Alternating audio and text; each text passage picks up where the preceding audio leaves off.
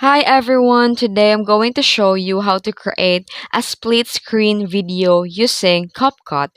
This is perfect for a side-by-side comparisons or creative edits. And here's how to do it. First open and tap up new project and select your first video and tap add. Now, tap Overlay and at the bottom menu. Then add overlay to insert a second video.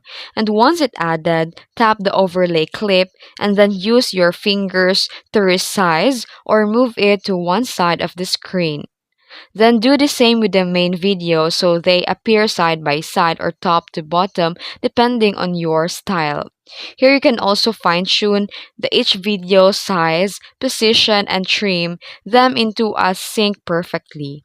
Here you can also use a mask feature if you want a smooth blends or custom split shapes.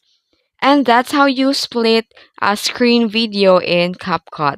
If this video helped you, make sure to like and subscribe and hit that bell icon for more quick tutorials. Thanks for watching.